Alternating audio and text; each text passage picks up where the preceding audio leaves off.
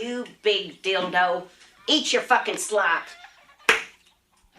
Ain't I make the best goddamn stew in the whole wide world? Best goddamn stew in the whole wide world, Mama. That's that goddamn coyote. I'm gonna try to kill my lot again.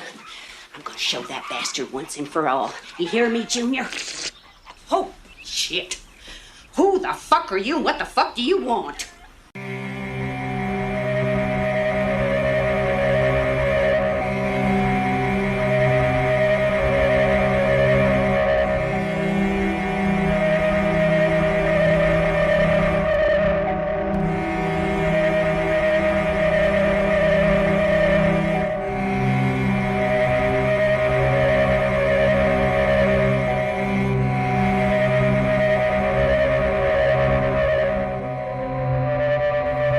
This is the Blood and Black Run podcast.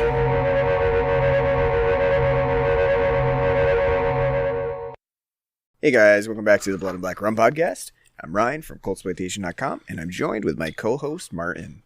How's it going? Going pretty well. We'll get this right out of the way, right from the start.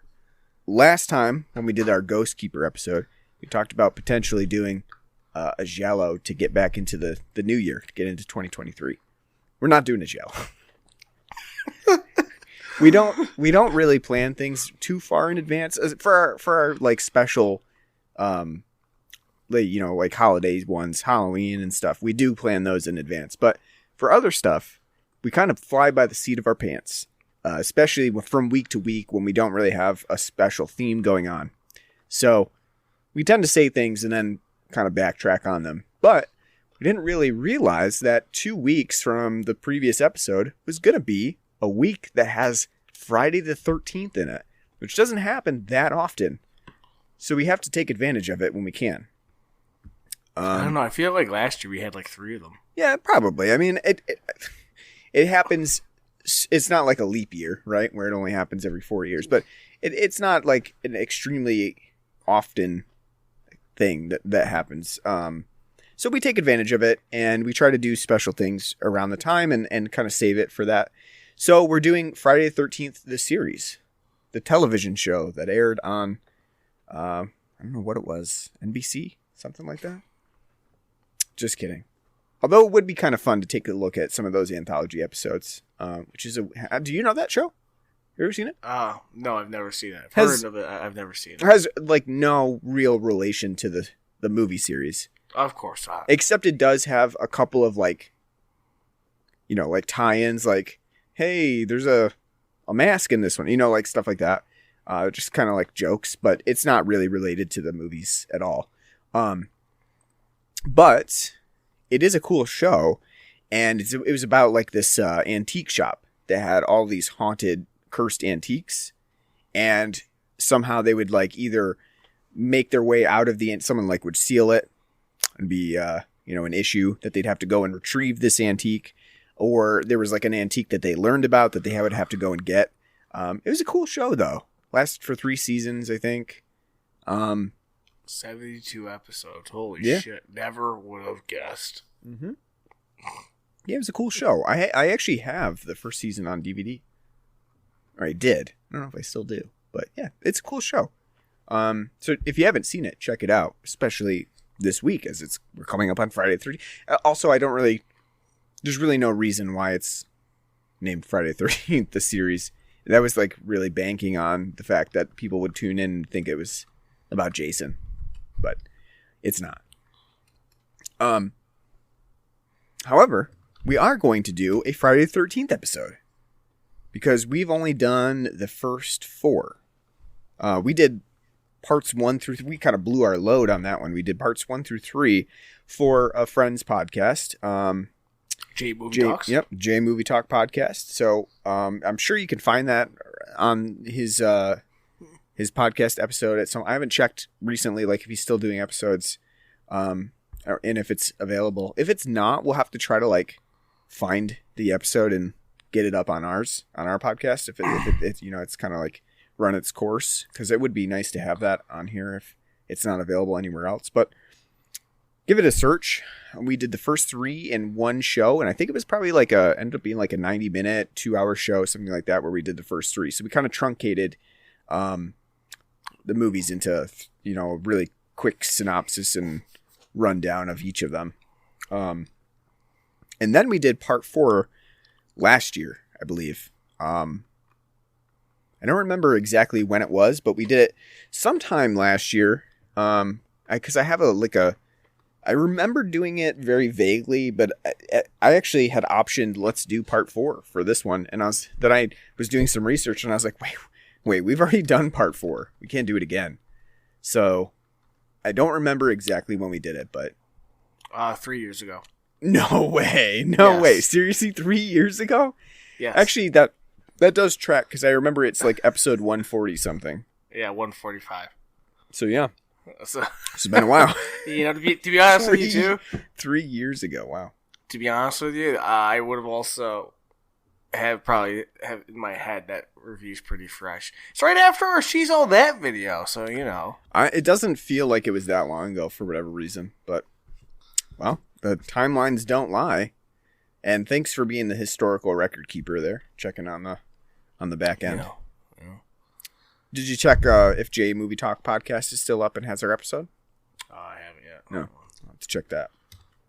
But yeah, we and we also and don't forget we did the lovely remake too. Yeah, we did that one too. Yeah, we were doing our remake of Ween. We kind of skipped ahead to the Friday the 13th. What was that? 2012? Was that? 2009, I believe. Oh yeah, 2009. That's right. The remake that they did. And actually, have you heard that we're going to be getting a TV series as well? I think it's on Peacock. Have you heard that? It's called Crystal Lake. I think it's more of a prequel, I think. Like when Jason was a kid. And it's from the creator of the Hannibal TV series, Brian Fuller, which was extremely good. So I do have some hopes for this show. I don't know what to expect, but yeah, that's coming soon as well. Which is pretty interesting because Friday the 13th rights are all fucked up. They're all over the place. From Paramount to New Line to... Well, not only that, but the originals rights of Jason versus Mrs. Voorhees and stuff like that. That someone has the rights to Jason versus someone has the rights to Friday the 13th. And that was the whole battle between, the Friday the 13th crew and why the game ended up getting nixed because the rights were so convoluted that they couldn't move forward with the game. So it's pretty much why the game died.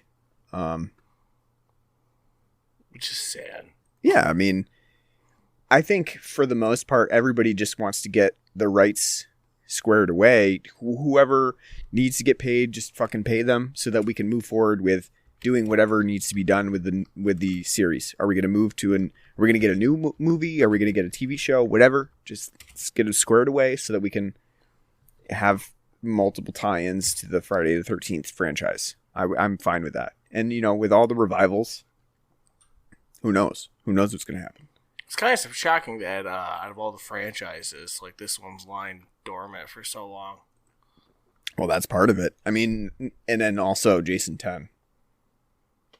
It's another part, another reason why it's lying dormant. No one wanted to touch it after that. For 22 years. Wait, no, well, in Freddy, no, is it that or is it Freddy versus Jason that really sealed the deal? Well, I don't know. Yeah, I guess that's a good question. Both are not great, especially now when you look back on it and it's like, whew, those are 2000s movies through and through. Oof. The 2000s were not, really a good time for most movies, especially franchise movies. They were rough. Oh yeah, you sent me a link to the episodes. They're up still, huh? Yep. Cool. Found it. Good. Found them. Nice. All that time in college, internet sleuthing down. Maybe we'll throw that link up in our liner notes. All right, so we're going to talk about Friday 13th Part 5, I promise. Hold on. No, sorry. I will not let you A new beginning. bastardize. Friday 13th. How do you want to refer to it? Do you want to refer to it by its Friday 13th Part 5, A New Beginning, or just Friday 13th, A New Beginning? Because sometimes they leave off the Part 5. It's not part of the title. Well, you know what? What's the poster say? Probably depends on which one you're looking at too, but Friday the 13th Part 5, A New Beginning is probably the safe way to refer to it. There you go. Okay. Just like John Carpenter, you're not shortchanging the people that put all the print. So I promise we're going to get to that. But before we talk about it, let's talk about the beer we have on the show today. Because we have a retro throwback on the show. Something that we've been asking for is for Saranac Brewing Company, which is a brewing company that's fairly close to us in Utica, owned by the Approximate Corporation. Everyone's favorite Dunder Mifflin branch, too. Yeah. Yep. The Utica branch. They have put out a new throwback pack, a 12-pack of beers with the original labels that they used to use, which were very Adirondack-y looking vistas. And they have gone back to their original logo and the original recipes that they had used for their beers in the past. You know, they've done a lot of expansions since going to the Saranac name, because the Saranac name, FX Matt Brewing Company never really was Saranac. It was, a whole bunch of different beers, and Saranac became the big flagship of their brewing corporation. But these are the originals that they kind of banked off of to become a much bigger entity in the brewing world. And these are the ones that we kind of grew up with too, from the Saranac. We were big fans of Saranac in our early days of drinking, and these are the ones that we remember. It's the upstate New York Sam Adams. Mm-hmm. Mm-hmm. It's very interesting to see them going back to their old recipes, the old things that really made it work for them. So the throwback pack is really great. It has 4 different beers in it. It's got their original recipe IPA, which, if you didn't know, that they really don't make that anymore. They make like a few different IPAs, but they make a legacy IPA, and then which legacy IPA kind of makes it sound like that's their original IPA, but it's not. And then they also have included a Golden Pilsner, which is new to me. I had never had that originally when they were first releasing that. They include their Adirondack Lager, which is one that you can actually still get. That's their flagship beer that they have not taken out of rotation throughout the years. Which is kind of surprising that the Adirondack Lager has hung around after all this time. Because, God, you can't find it. Like, they have on the website, like, oh, it's in 6-packs and 12-packs. You can't fucking find it. The only way I can ever find that is if it's in the Trail Mix pack with, the Legacy IPA, the Pale Ale, and the Black Forest. Yeah, it's not as prolific as like the Sam Adams Boston Lager, right? Like they throw that in everything. But I was gonna say their Boston Lager these days is still the Pale Ale and the Legacy IPA. Right. Yeah, the Pale Ale is really, I would say for Saranac now, the Pale Ale is really their longest lasting original brand, but also the Adirondack Lager is still around. It's just harder to find.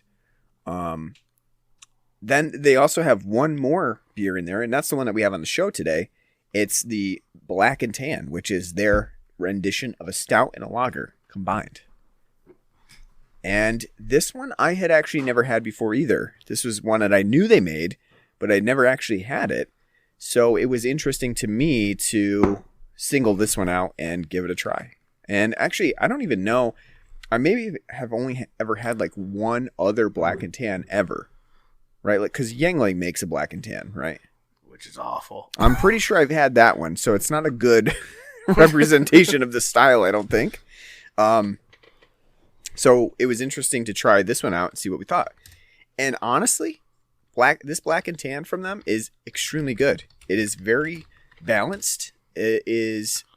Has a nice stout flavor to it, but it's also very light and refreshing from that lager element. Combining them both together is really making it a very drinkable beer. And I think they've done a really good job with this. As you stated, it is on a similar par to like a Schwarzbier. Maybe not as chocolatey as a Schwarzbier. Which, sorry to interrupt real quick, which their Black Forest is a Schwarzbier and is probably like the best Schwarzbier you're ever going to have. You know. Yeah, this one's not as chocolatey, but it still has the subtleness of the like subtle coffee notes, a little bit of caramel notes to it from the stout. But a lot of the drinkability comes from melding that lager style in here. And I think that it's really an easy drinking beer. It's one that is perfect for a winter session that you're having. If you want to have a few, the black and tan is the way to go. It's not overwhelming. I think even people who would consider themselves not very big stout fans would find this one nice and refreshing. I'm really impressed with the black and tan, and I love this throwback retro pack. I really would like to see Saranac doing that a little bit more. Not to say that I don't think that some of their newer beers are good, but I think that these are really these standout beers from them entirely. And so I want to see them return back to some of these beers. And hint as well, Saranac, if you're listening, bring the Darktoberfest back for this October. If you're going retro, that's the one I want to see. All right, what do you think about the black and tan? I agree. I've had their black and tan before. It's been a long time, a very long time.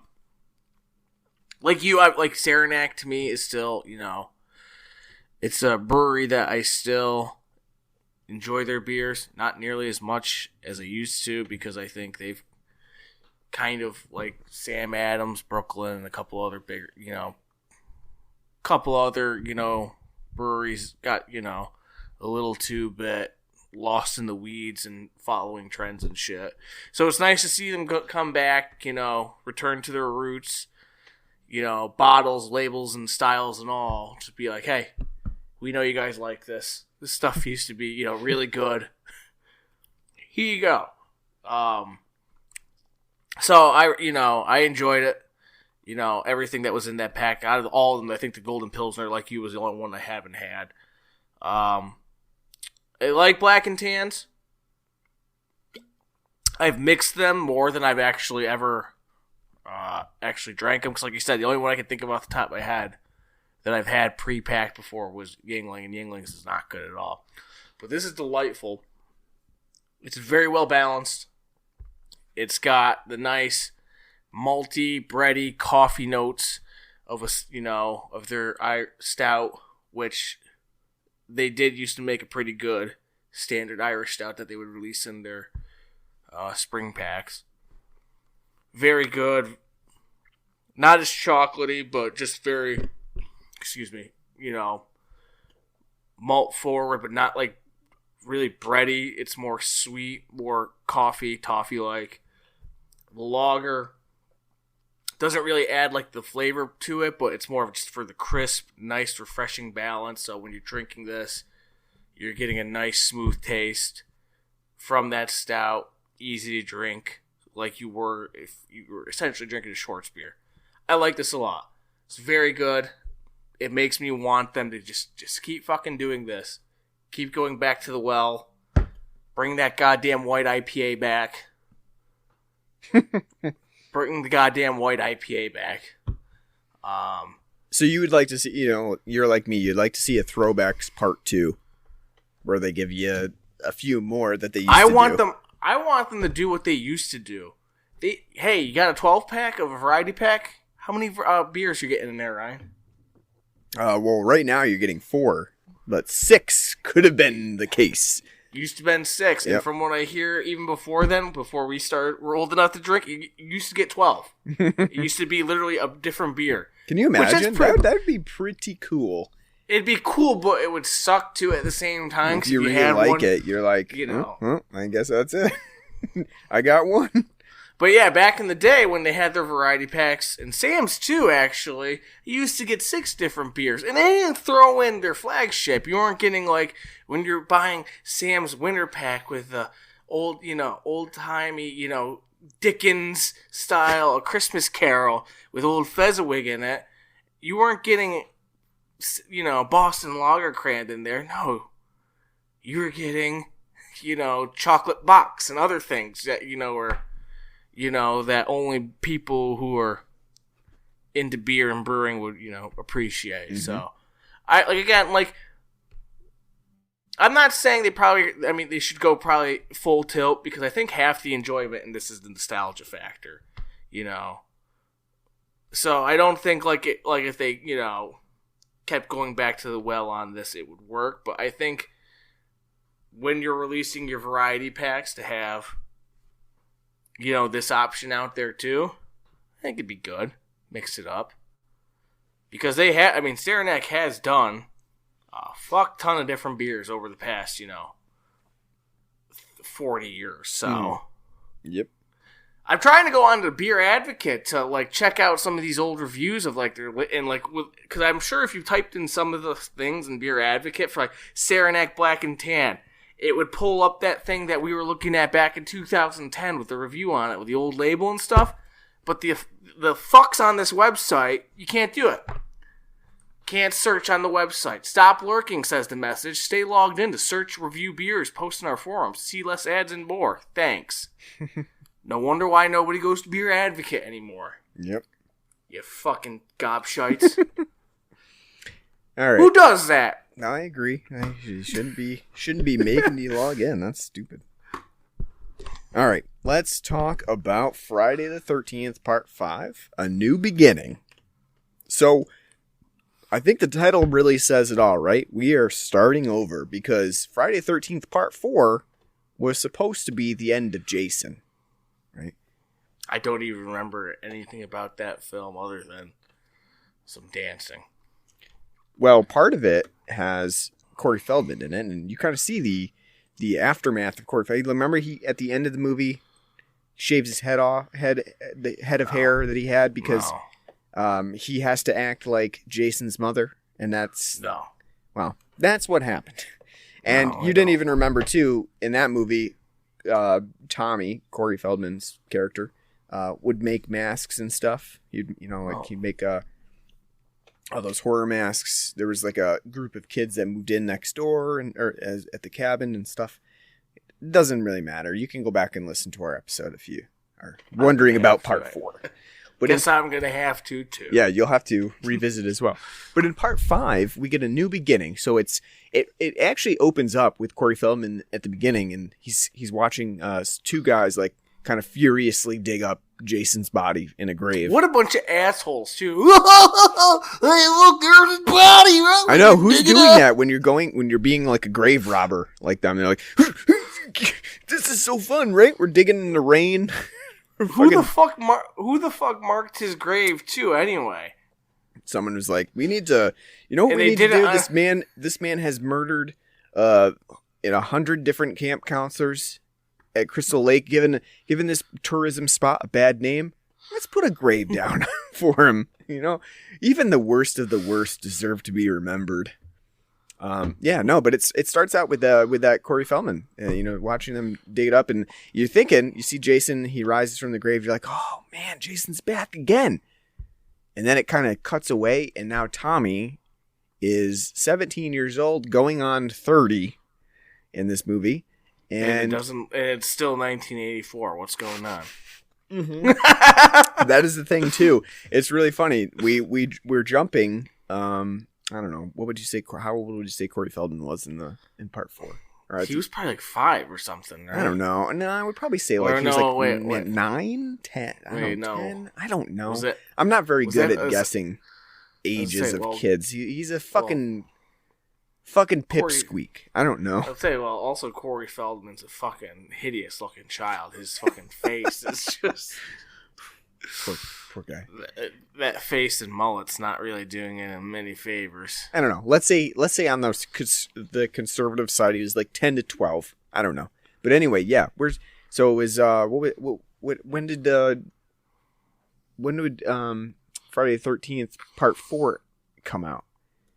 Probably not that long before Part 5. Let's see. Part 4 was out in 1984.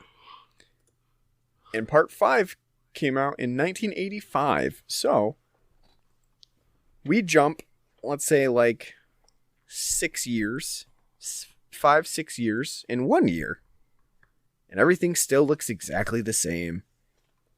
So, Tommy is now 17, and like I said, he is looking an old 17 because the actor who plays him, which is John Shepard, is like 25 in this movie. So that explains why Tommy looks like he's, His mullet also doesn't do him any favors either. But anyway, he's basically dreaming all of this, and we find out that he is not doing well. Which I guess you probably wouldn't be doing well if your family was targeted by Jason and murdered and you watched a bunch of kids next door get murdered. But he's attending this new camp. Well, first of all, too, who thought this was a good idea? They're like, Tommy, what happened to you? Oh, you were at a cabin in the woods and Jason attacked and murdered all these people. You know what probably would be good for you?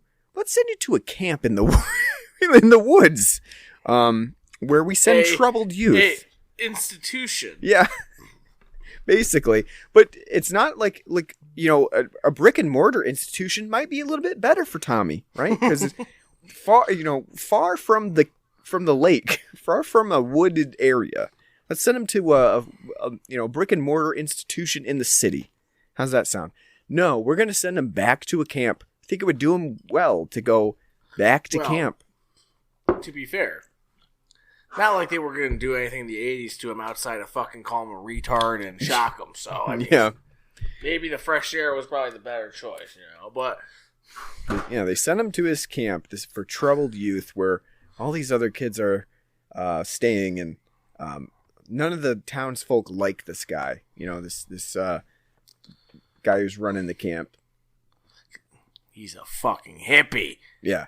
He thinks that he can just, give them some space, wide open spaces, and they'll be fine. Cut some trees down, split some wood. Yeah. And to be honest with you, right away, as an audience, we're kind of left to question, is this really such a good idea to have this guy who apparently doesn't really know that much about effectively running... he's not even a doctor, right? No. I guess he is a doctor. Yeah. Well. He has a University of New York diploma on his wall. I did see that. Oh, you can see it in the the 4K, Oh, not the 4K, but yeah. But anyway, they sent him here, and almost immediately, when we meet these people, we meet one guy who murders another, camp goer. John Belushi gets killed. Yeah, the guy with the candy, the candy bar who messes up some sheets. Two candy bars, yes, two. Yeah. And one thing I love about Friday the 13th, A New Beginning, and also a lot of slasher movies of the time. Part 5. Well, yeah, Part 5. Is that it has such a ridiculous amount of caricature to it. It's like not even even if you take out the fact that this is a movie about potentially supernatural being going around and murdering people.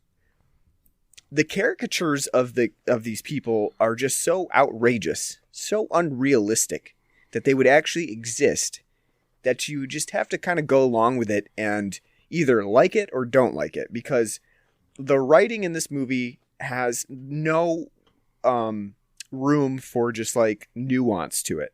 Everybody is ridiculous stereotype of themselves.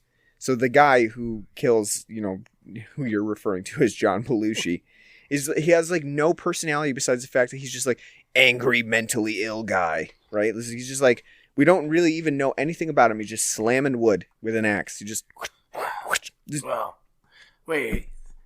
The guy's upset. How can we work his anger out? I know. Go split some wood. I know. And not only that, but it's also like the writing was like, we need to give the audience as many red herrings as possible for who's doing the murders.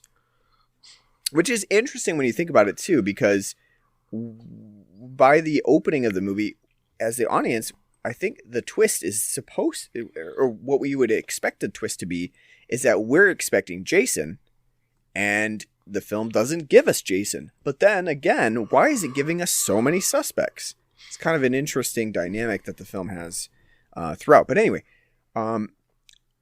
this film has so many characters. There's that, Ethel as well. Ethel and her son, which are ridiculous human beings that are not... Our list fucking Carol Burnett shows up to be like, you fuckwad, you big stupid dildo. I mean, These fucking kids belong to the loony bin. Get them out of here. I'm not going to lie and say that I don't like that, because I think it's hilarious. At the same time, it's also absolutely ridiculous to think that, like, these people are just living down the street, Does this resemble your neighbors? Well, they're not living down the street. They're like a hike away. She's like pissed off. These kids are fucking in my bushes, and it's like that's like the most that's happening. Like, I know. I love it. Not only that, but this movie in particular too has like some really weird stuff. Like, why are there fucking greasers in this movie? Why? Where did they? Because I know why. Around that, let me look it up. You know what was coming out at that time? What? Stray Cat Strut. It's just a really weird addition to this movie that, like, randomly you have these, two greaser guys that are... They're just big Brian Setzer fans and the Stray Cats. Stuck in the middle of nowhere. Yeah, I was saying, Stray Cat Strut came out in 82, so, there you go. Guy has a fucking great taxi cab cap on. And he looks like fucking Marlon Brando and Rebel Without a Cause. And the other thing, too, is that, like, he's supposed to be pretty menacing, right? He's supposed to be like, I'm gonna fucking kick your ass, dude, if you don't fix this car. Then he goes, takes a shit in the woods, and then skits back to the car. Such a weird, like, inclusion in this movie to have a greaser dude scatting in the woods. It's like they were grasping at straws. They're like, what kind of people could we populate in this movie? It's like, okay, yeah, a greaser dude. He scats. Big fan of Fonz. Yeah. Loves the Winkler. How about the mustachioed cocaine user? Porn stash dude. Rolling up in a fucking Charger that's seen better days, blasting the most knockoff Boston you could ever hear in your life. Like, I mean, to be honest, I love that guy. He's hilarious. Because he's like, oh, this is going right up my nose. He's so stereotypically ridiculous that it's funny. I mean, again, it's so ridiculous that a lady with those kind of whamma jams is like, yeah, I'm gonna go get you, Billy. I know. With the whole thing, why is there a cat in that diner? Yeah, It's a health code issue. Yeah, there goes their rating. You know why they were murdered? Roy stopped in, saw the cat. He was like, I cannot allow this to continue. This sort of health food violation. Tried reporting it to the Better Business Bureau, but everyone knows that Reagan's a fan of small business. So they're like, we're not gonna do anything about it. Fucking eat your biscuits and go on. No. I mean, I love the whole cocaine usage.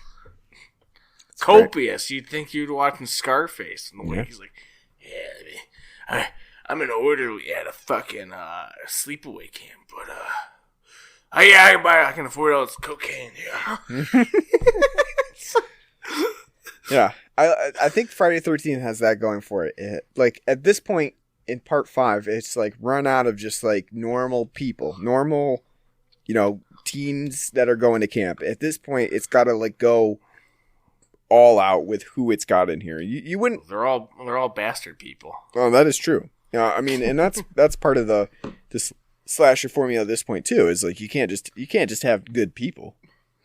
You have good people, then the audience is kind of like, well, should I be rooting for Jason? Should I not be rooting for Jason? You have terrible people. They're like, all right, I can see it. Like I can envision myself having to murder these people to get them to shut up. But anyway, this movie is not about Jason. It kind of returns, and the idea of a new beginning kind of brings us back to that too. The beginning of Friday the 13th franchise, where we don't have Jason as the killer.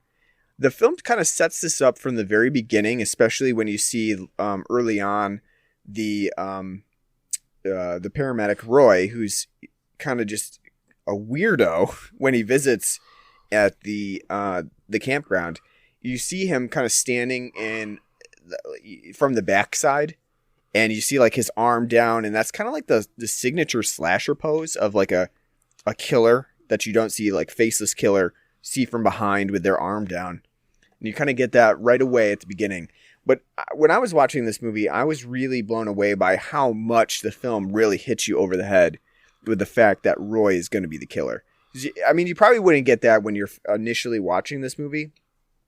But when you have seen it before or you're expecting it, if you watch, you will notice that the film really goes in. It tries very hard to make you think that Roy is the killer right from the very beginning. It's almost like instead of being very nonchalant about it, after you watch the movie, you go back and you're like, holy shit, they were so on the nose with this. How did I miss it?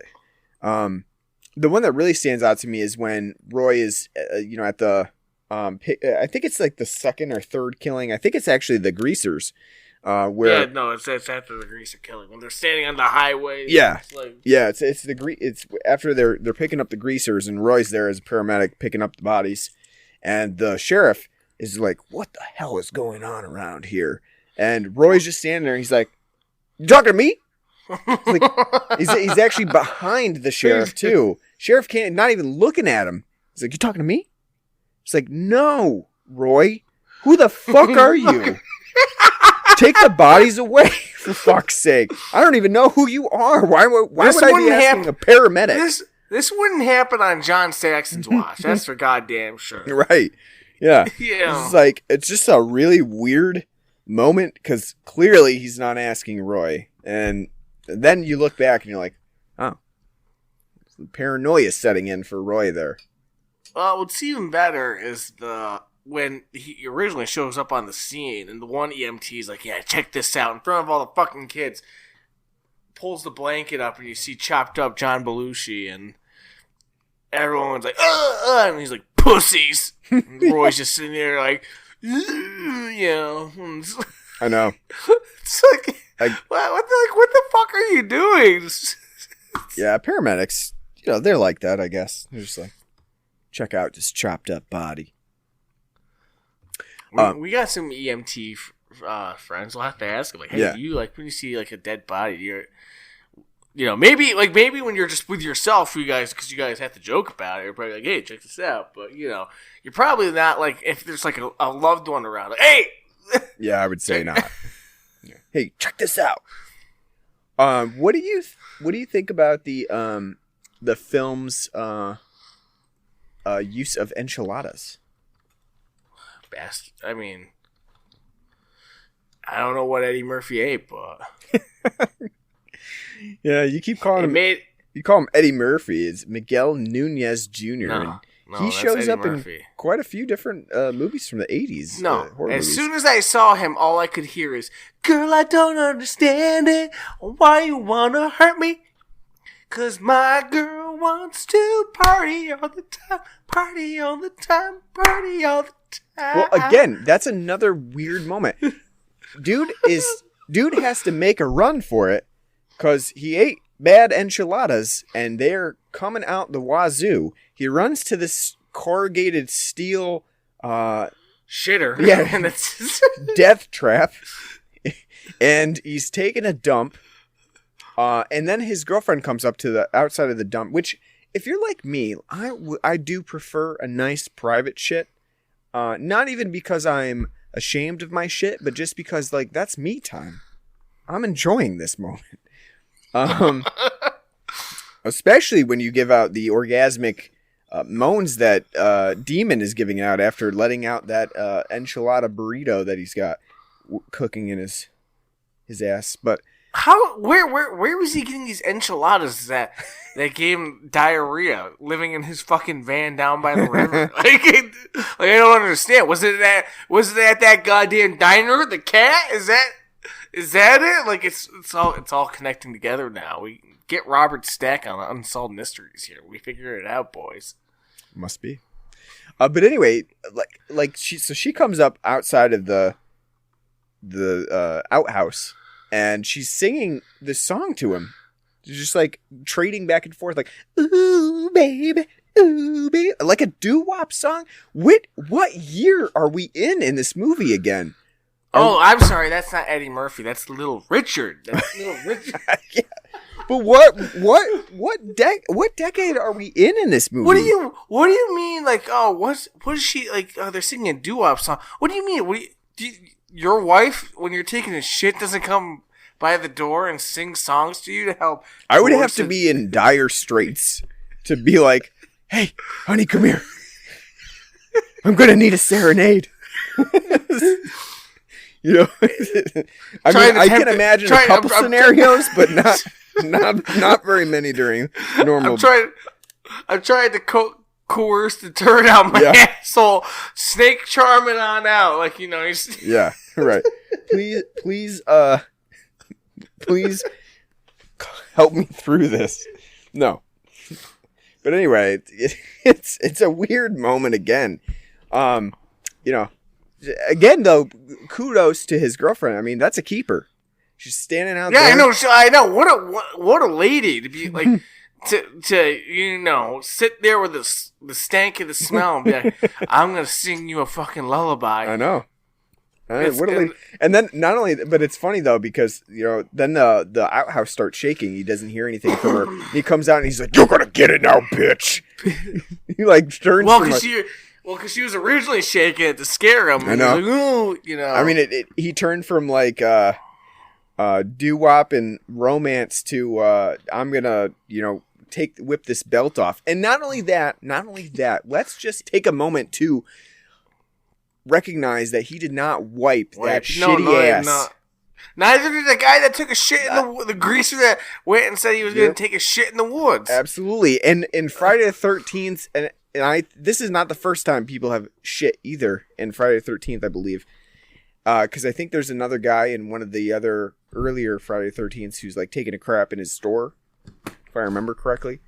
None of these people wipe in this universe, and it's fucking gross. Wipe your goddamn ass after you're done shitting. Even if you think it's clean. And after enchilada, emergency like this, it's probably not clean.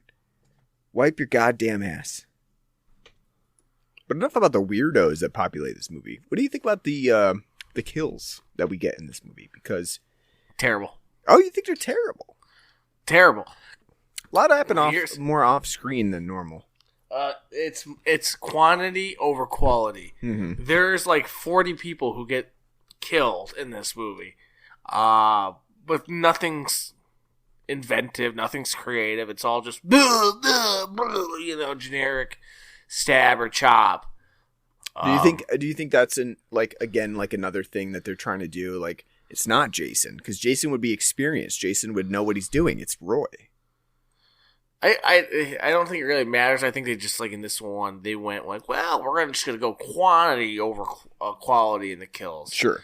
Because the fucking cast in this film is a fucking circus. Just roll out the goddamn red carpet and start playing, circus music. Like, din, din, din. There's like 70 people in this goddamn movie. Yeah, I mean, we definitely get a lot of kills. It, like you said, they're kind of off screen.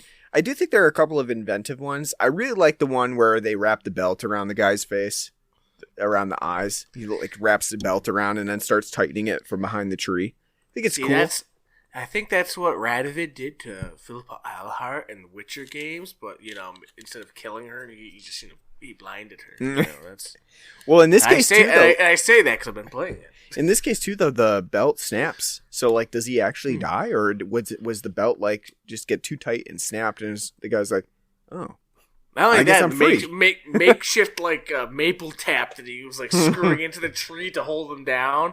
But I mean, like, there's a couple of them, but like I said, like it's most of the kills are just these bland, like, oh, I'm lying out of bed and machete through, or like machete to the head. I mean, they're not bad. I'm not going to say any of the kills in this movie are like, oh, it looks bad, or it's done bad. They're not bad. But they clearly just went in this one quantity over quality. Like, all right, how can we one up it? Let's just fucking kill everybody. Mm-hmm. And so that's what they did. So I mean, I'm not gonna. I don't really have a stance one way or the other. I mean, well, it definitely seems like they went for quantity, because like we get, not only do we get like random people that really don't make a difference to the plot, like Ethel and her son don't really matter to the movie, but they got them in here because they got to get killed. The greasers? Why are the greasers? Right, in this movie? the greasers aren't. Yeah, but the other guy too, the guy that shows up on Ethel's doorstep is like, hey, I'm really hungry. I gotta do some work for food. Like, why? What? Sling Blade. I would say Sling Blade shows up out of nowhere. Is it just? Is it just meant to be sort of like the Giallo equivalent of, hey, here's a suspect that you might think is doing this? It doesn't really make sense again to me though. Like, I feel like a New Beginning is a little bit confused because it doesn't really know if it wants the viewer to think, hey, Jason's doing all of this. Or if it wants the viewer to think, hey, Jason's not doing all of this, but it is somebody doing this, and you should take a guess at who it is. Because it offers up all of these suspects that really, like... But at the end of the day, though, it doesn't matter, because, like, the breadcrumb trail's few and far between. Yeah. And as you said, all roads point to one guy throughout the entire thing. Yeah, so it's not like, they're going the Tenebrae route trying to make something, mysterious and intriguing. It's clearly just, this movie is 90 minutes long, and it's about 80 minutes of filler. Mm-hmm. So I don't think they really gave a thought at all to how to work it out in the executions. They're like, listen, we got money, we got a runtime, let's pad it out and see where we can go. Yeah, I think that, like, it is an interesting idea to say, hey, maybe we'll dispel using Jason as the killer in this one. But I feel like it would have been a more successful movie, and some of the suspects would have made more sense if the film did not keep returning to the fact that, some people are thinking Jason is doing the killing. Like, Tommy keeps seeing Jason and is part of his dreams. As though the film wants us to suspect that, like, oh, maybe there is this supernatural connection to Jason. I feel like if we had just severed that entirely, said, yeah, Jason's definitely dead. He didn't come back. And you don't even need Tommy in this film. You don't really need Tommy. No, he's really kind of like a non-existent character. He doesn't do much of anything. And in fact, there are a lot of awkward scenes where he like just is in the scene for no real reason. And then, he does like this very angsty character trait where the one that comes to mind is when he comes in for breakfast that one time, and the guy's like, hey, can you go, I can't remember the other kid's name, but he's like, can you go get that other guy? And Tommy just stands there, and he kind of does like the emo like shrug down, like looking down at the floor. And he's like, everybody's just staring at him. Like, can you go get that other guy? And then he's don't like, forget, sure, don't forget. Sure, yeah. I'm gonna say, don't forget. He fucking goes Roadhouse on some poor fuck. Literally. I know. Yeah, that's that same guy. Yeah, when he comes in with the mask on, he fucking just like, I don't know, what's that grapple? He grapples him, flips him. Punches him. Flip. Oh, yeah. No, that's different. No, that's different. I was talking about down at the trailer park. But no, you're right. And in this war, whatever, he shows up and just like fucking hip tosses the dude through a fucking table. Like, it's amazing. It's just like out of nowhere. Just happens. It's great. I love it. I love it when he just goes through that little like end table. It's amazing. Asylums back in the day were very fond of their inmates learning jujitsu in their free time. And then, what's his name? What is the guy who runs it? What's his name? I don't even remember. Junior? Neil or something? Oh, Matthew. Matthew. He like comes up and gives him a nice arm bar. Calm down, Tommy. Calm down. Matthew's not doing a very good job here. Listen, I give them access to chop wood and I have them hang out with some fucking laundry. And we didn't talk about it either. Matthew has not one, not two, but 3 buttons unbuttoned on his button-up shirt. Oh, show it all. Gotta show off that little tuft of hair that he's got on his chest there. Show it all. That's right. Welcome to my clinic. The lower the buttons mean the more freedom. You know what we haven't talked about either? The fan service that we get from this movie. Because Friday the 13th is pretty known for the amount of fan service that it has throughout. The movie kind of increased as it went along. Like Kevin Bacon's ball sack. That's right. And I would say that this movie has some of the best mommy milkers around. You get Debi Sue Voorhees. I don't think you can really compete in the Friday the 13th franchise with Debi Sue Voorhees in this movie. You get T and A from her in this one. And in their scene too, I was ready to say, hey, these two kids are just super irresponsible. They're just running off and romping in the woods. Who knows what's going to happen? STDs, pregnancy. But no, you know what? They came prepared. They brought a blanket. Good for them. Are they having a picnic? Yeah. Yeah, a buffet. But anyway, like, honestly, though, a blanket is very prepared because, in the woods, on the ground, with the pine needles and stuff, no, you got to have a blanket. Otherwise, you're going to be uncomfortable all day. But what I like, too, about that scene, too, is when immediately after they're done, Debi Sue Voorhees is just like, that was great. And the guy's like, I've got to go get washed up. It's like, you've got to go get washed up. What happened to you? She's just like laying back, kicking back. That's nice. Sun shining through the foliage. He's like, I got to get washed up. Man's a serial bather. Well, the nuts in her, so she's taking care that's of. What I mean. He's got some, drippage on him. Like, immediately, I've got to get washed up. But anyway, you got Debi Sue Voorhees. And then, not only that, but and I shouldn't say this because she's not, and even really in MILFy material, she was only like 33 at the time, but Melanie Kinnaman, they make it a point to make sure she's wearing a white blouse with no bra on and have it pouring rain on her. They're like, more. Exactly. With rain, more. I wonder if in her contract there was like, she's not going to take her top off. And they're like, no problem, Melanie. Got a great idea. She's going to wear this white blouse. We're going to just hit you with some rain. And you're going to be running around with a see-through blouse on the whole time. And even when you go to the hospital, even when at the end of the movie you go to the hospital, no one gives you like a shawl or anything to put on.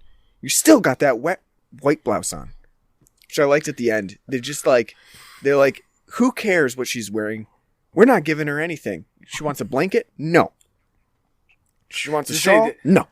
Haven't you seen what the director Danny Steinman said of the film when he was making it? No. He shot a fucking porno in the woods. You wouldn't believe the nudity we cut. I can imagine, to be honest with you. Listen, you didn't make Last House on the Left, okay? Let's not steal that from Wes. You didn't make a porno in the woods and add some creeps into it, okay? But I mean, the film does have quite a bit of nudity in it. It's probably one of the more populous Friday the 13th films. And drug use. Everyone's like, everywhere you turn, someone's like, hey, you want a joint? Hey, you want cocaine? Hey, you want a drink?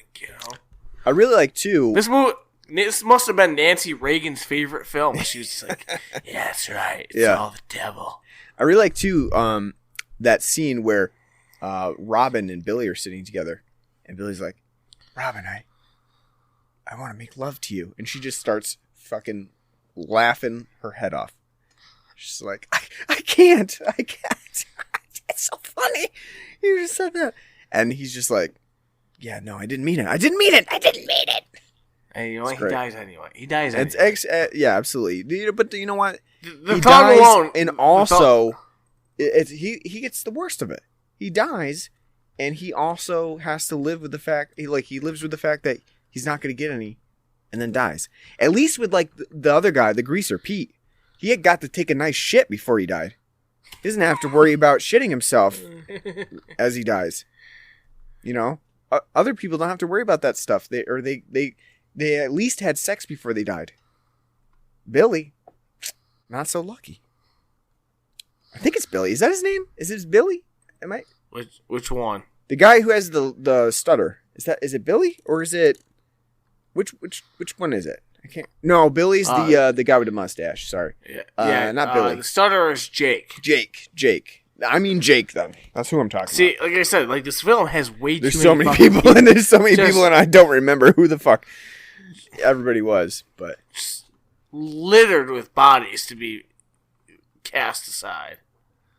What do you think about the blue mask? Because Jason has always had the red triangles, and here we get a nice blue hockey mask. I like it. It's your sign that it's not the real Jason. What do you think went through Roy's head? Is he just trying to be Jason? Is that his whole shtick? He's like serial killer Jason, and he thinks he can get away with it.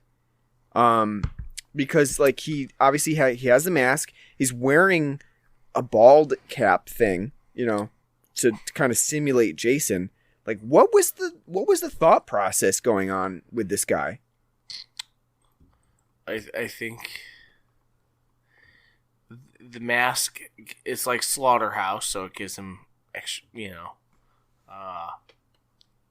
extra strength and health. So that's why he put it on. Otherwise, he'd just be Roy. That's so, yeah. If he wanted to unlock Peak Man, he would have wore a bag over his head, in Friday the 13th Part 2, and that would have been, that's all you would have needed. Yeah, I'm just curious. It's an interesting thing that Roy was like, you know what I need to do? I need to emulate I'm Jason, but I'm really not Jason. Here's the thing, though. This doesn't take place at Camp Crystal Lake, does it? Or in the area?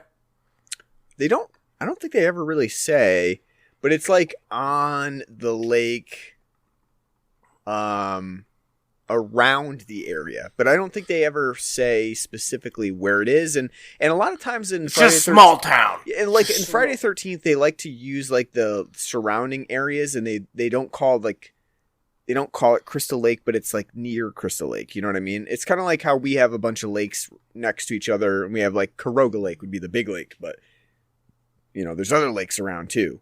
And it's kind of like that. It's like a campground that's near the other lake, but not necessarily at the lake. I don't know. Because I do love that. I know who the killer is. Well, who is it? It's Jason Voorhees. Oh, God damn! Yeah. It's just so dumb. This film's so dumb. Yeah, I mean, what do you think? Is this a quality movie in the franchise, or is this like, is this truly a new beginning where we get a nice change up from the original series, or is this just a dumb sequel that really doesn't have much merit? It's all three of them. It is all three of them. Is this a good movie? No. Is it? So it's not. It is not a quality sequel, but it is quality because it's new. It's different. It's totally different. Has different ideas, and for the most part, I think it works. Because to be honest with you, compared to Halloween and Scream, and I've said it before when we've done the podcast, I've seen the Friday the 13th before, but outside of 1, 2, and Jason Takes Manhattan, I couldn't be fucking bothered to pick out the sordid details of the rest like I could, watching a Halloween film, which even at this point now, 4, 5, and 6 are, still pretty fucking murky. Mm-hmm. So it's not anything like the lore and stuff's never been anything. This isn't fertile ground for me, like in my mind. So like rewatching this, I haven't seen it for forever, probably since high school, to be honest with you, when it was maybe randomly playing on USA one day.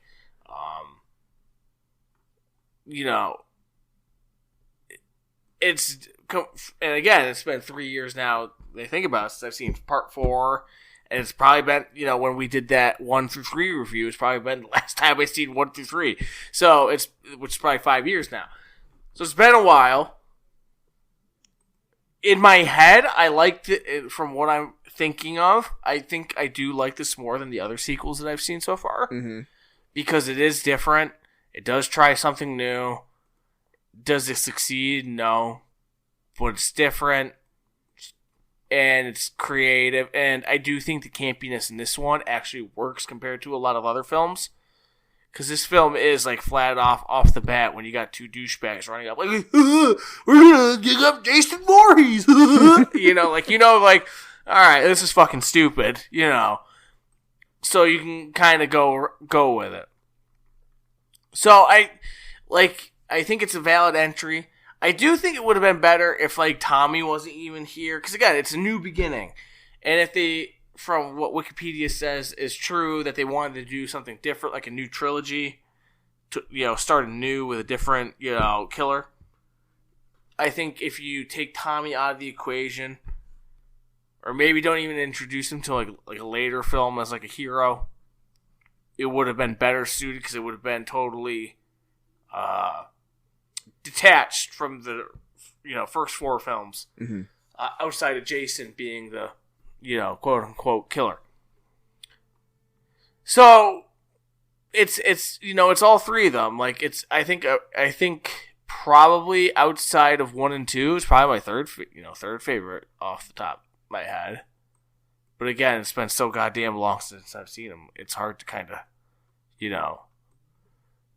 put a footing on it. Mm-hmm. But if I were to compare this to what Halloween went on to after fucking 3, God, this is miles better than 4, 5, and 6. Like just fucking miles, because those try to take themselves seriously, and here it's all bullshit. Don't worry, we know it's all bullshit. Here's some titties, here's some kills, here's some dude fucking snorting cocaine, and we're having a good time, So I do appreciate that the franchise is self-aware to yeah, we know this is all bullshit.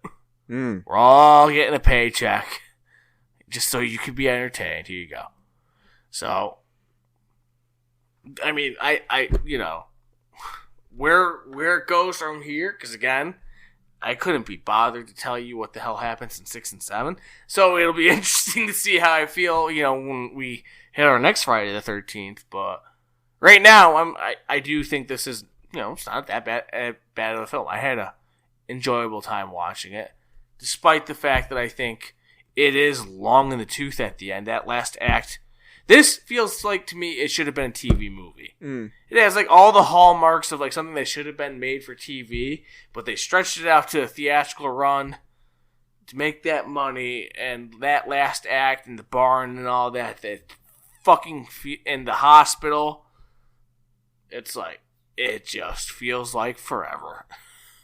So, I mean, you've already kind of gone into it, but on a scale of 0 to 10, chocolate candy bars that get axed, what would you give? Do you think that he was eating John Belushi's Toblerone? ghost was he eating Toblerones? They have like the yellow packaging like it, but Yeah. kind of didn't really look. It actually looked like a Mr. Good bar, maybe, or something like that. Well, you know what? Then good, because no one likes Mr. Good bars, and if you're a 90-year-old man and you like Hershey's shade chocolate with a stray peanut or two, then you know what? It kind of looked like the stock chocolate bars that you would see in like a cartoon or something. That are like, they're not real. You know, like you can tell like, it's not like a real chocolate bar, but right next to your beer. Yeah. Right next to the beer, that's beer. Yeah, exactly. It kind of looked like that. So on a scale of 0 to 10 chocolate bars like that, what would you give? I'll give it a 6 out of 10. I do think the movie's fun. It's harmless. The kills there's a lot of kills, not a lot that's creative to it. The gore is pretty minimal. Titties abound. Every character's a trope, and I feel like they did this all in tongue in cheek. They knew they were like, you know, the fact that when, you know, the director's saying we made a porno in the woods, it's kind of true, because you know what, the whole film does feel like it's tongue in cheek and like, yeah, wait till you get to see titties and violence. You know, it's a fun, stupid romp. I wasn't bored watching it for the most part. I do think, however, it shouldn't be a 90-minute film. Probably should only be 75 minutes long. The last act drags on for forever. The final fight in the farm, and then into the hospital, just takes forever. It feels like it's never gonna end. I mean, this is what it is. Like, I would say I liked watching this a lot more than watching, like, Halloween 5 or 6. It's, you know, where they take themselves way too seriously, and it's a bunch of bullshit about Samhain, and Donald Pleasance is yelling the entire time, like, no, you know. Here, they know they're making bullshit, and they're like, yeah, we're making bullshit, and just enjoy the bullshit. So... Yeah, I mean, I would agree. I would give this a 6 out of 10. I think it's a fun movie. Like, it really doesn't have anything wrong with it, per se, from a slasher perspective. I think that it has some unique ideas to it. Like I said, it's way outside of the realm of realism, but I kind of like that, 'cause it just is ridiculous, and I think they knew what they were making. They were making a ridiculous slasher movie, and that's what they, you know, excelled at. It has a lot of nudity in it, and I'm not complaining. I think that the idea of having Roy as the killer is an interesting one, but, you know, it maybe doesn't come together as well as I think that they thought it could.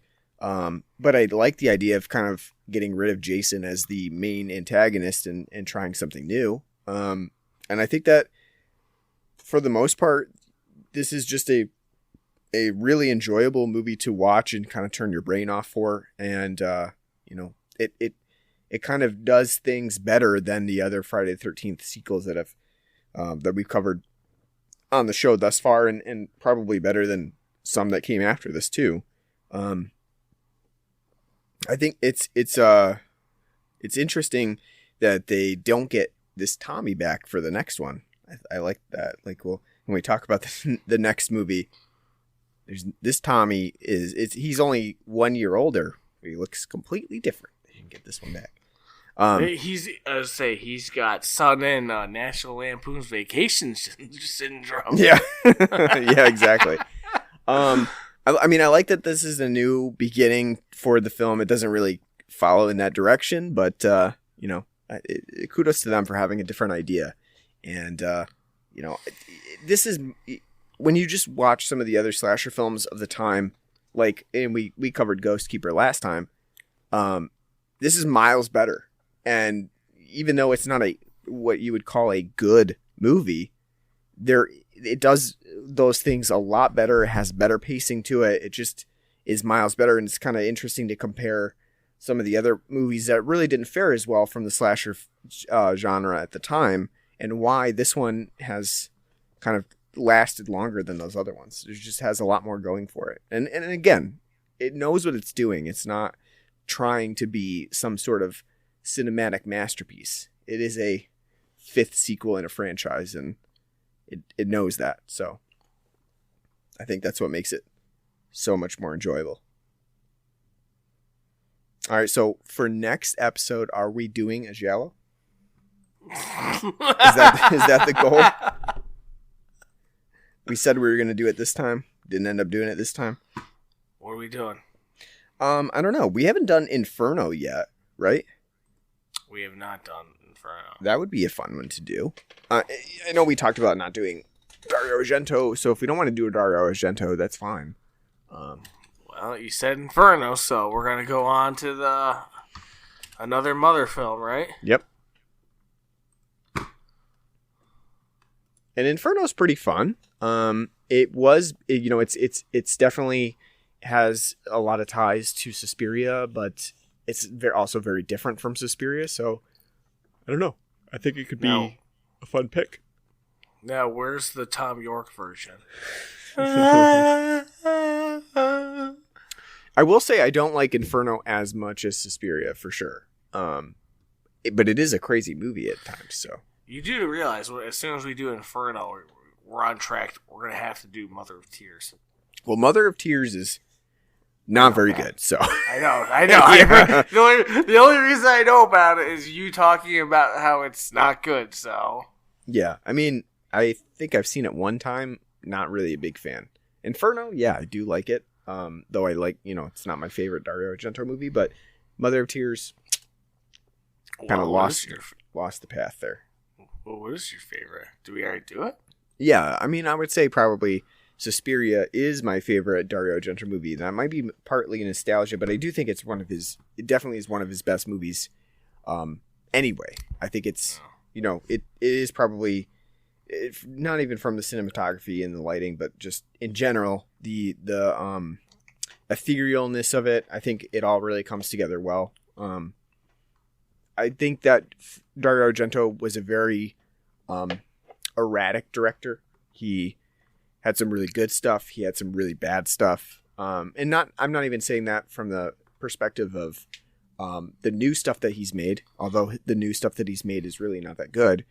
But even, in the 90s when he was making stuff, he had some really erratic stuff, some really weird stuff with his daughter. You can say it's okay. You can say Phenomena's not good.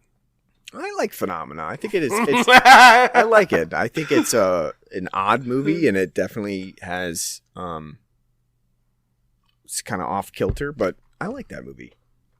But yeah, some of his newer stuff is just it's not. I gotta rewatch some of them because in my head, I don't think my idea on Suspiria has changed over time. I think I like Tenebrae more in my head now than I did like when I originally watched it by quite a bit. Sure. And I really need to watch 2018 Suspiria because I feel like that's probably been risen up in my mind as well. Yeah, I mean, I think that we did the Suspiria remake, and I think that we found it fairly good and fairly interesting. I think that my criticisms of it still stand. I think it's really bloated in what it tries to do. Well, that's what I'm saying. I need to rewatch it because I think in my head I'm like, hey, I liked it quite a bit, but now, but forget it. I think it's one of those movies where when you're watching it, you might not really enjoy it all that much, like when you're actually watching it actively. But then at the end, you're like, huh. I kind of enjoyed that. I kind of enjoyed the overall the overall themes and stuff that I got from it. And that's kind of how I feel about it. Like I don't know that I really want to go back and rewatch it that much, but I do think that I enjoyed the idea that they had for it. And it's kind of I have a few movies like that are I don't really need to return to them. And if I probably did return to them, I probably would end up not liking them as much as I feel like I do. But it's weird. It's weird how that works out. Like, one and done sometimes for movies. You're better off. Don't return to them. It'll just jade you some more. Well, you know what? I'll probably watch Suspiria's remake and be like, oh yeah, Dakota Johnson's here to just be a fucking plywood board. Yeah. Yes, I am Mother Suspiria. I'm going to make their heads explode. Ooh. Isn't this exciting? Yeah, let's do Inferno next. It'll be fun. When are we going back to Japanese crime thriller? Yeah. You know what? No, we could do. I will say too, because it's something we brought up several times on the podcast, but we have not done yet. Your Poliziotteschi films. Yep. Your Italian police dramas. Yep. I got a couple of those that we could do. This would be fun. We're gonna be booked now. Book it. We'll cover all of those, offshoot genres that we haven't really covered. Poliziotteschi. Well, you know what we have to do too that we haven't really ever covered is like Inquisition movies. Like witchcraft Inquisition movies from the 70s. So we're just gonna do. I got you. We're just gonna do Crucible over and over again. Yeah, I know. I have a couple of those that I think would be fun to do, and not just Witchfinder General either, because that's the main Inquisition movie, Inquisitor movie that you think of, but not just that one. A couple others that I've seen. We haven't done a lot of, like Animals Attack movies, so that would be another subgenre that we should revisit at some point. I think the big one we still need to do is Caligula. Yeah, Caligula. Yeah. Everyone's yeah. We haven't really dived into porn. We haven't Big really dived porns. into the hey, it's almost porn, but it's not quite. Because we have a respectable actor here. I wouldn't mind doing some of those though. Give it up for Malcolm McDowell being here. Like Play Motel kind of falls into that territory. It's like it's basically a porno, but it's not totally one. So we could do something like that too. I do love how Caligula is marketed. An erotic historical drama. You know another movie that we have not covered? Jeepers Creepers 3. We haven't even done Jeepers Creepers 2. No, that's true. I forgot. For some reaon I felt like we did it, but I guess we did not. Listen, if it doesn't have Justin Long going, beating you, I don't want to see it. That's right. Yeah, so there's a lot of stuff we can do. All right, we got to end the show. So thanks for listening to our episode on Friday the 13th, Part 5, A New Beginning. Hope you enjoyed. Hope you have a good Friday the 13th. Hope it's not too unlucky for you. This episode is going to release on Friday the 13th, so might be lucky, might be unlucky. We'll be back in 2 weeks with our episode on Inferno, because we did say we're going to do a Giallo, so we still are going to do a Giallo. If you want to tune in and get notifications about that episode when it releases, you should subscribe to us. We're on pretty much any podcasting app that you can think of. We're on Google Podcasts, Apple Podcasts, Stitcher, home base at anchor.fm. We got good pods and stuff like that, so subscribe to us on there. Leave us a nice review. It always helps us out. We are on Facebook and Twitter. You can just search for us on there, Blood and Black Rum Podcast.